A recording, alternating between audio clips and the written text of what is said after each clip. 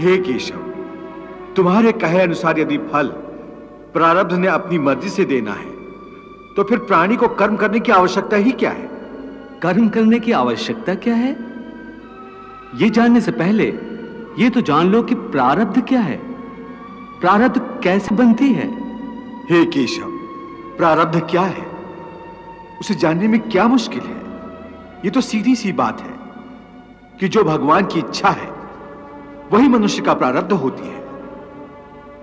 नहीं अर्जुन, नहीं, यह धारणा सत्य नहीं है। क्यों सत्य नहीं है? क्योंकि मैं किसी के प्रारब्ध नहीं बनाता, ना मैं किसी प्राणी के कर्म अथवा कर्म फल के हिसाब में दखल देता हूं। इसलिए प्राणी की प्रारब्ध बनाने में मेरा कोई हाथ नहीं होता। फिर कौन बनाता है प्राणियों का प्रारब्ध? प्राणियों के अपने कर्म। अर्थात ये कि प्राणी जैसे कर्म करेगा उसका वैसा ही फल पाएगा। अच्छे कर्म करेगा तो अच्छा फल मिलेगा और बुरे कर्म करेगा तो बुरा फल पाएगा।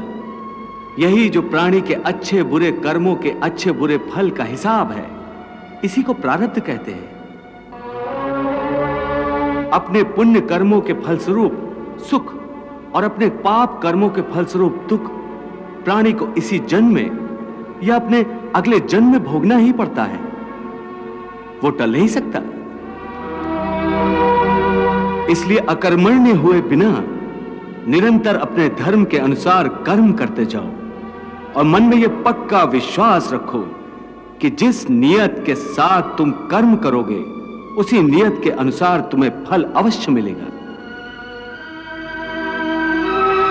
कर्म का यह अटल विधान है, इसमें कभी किसी के साथ अन्याय नहीं हो सकता।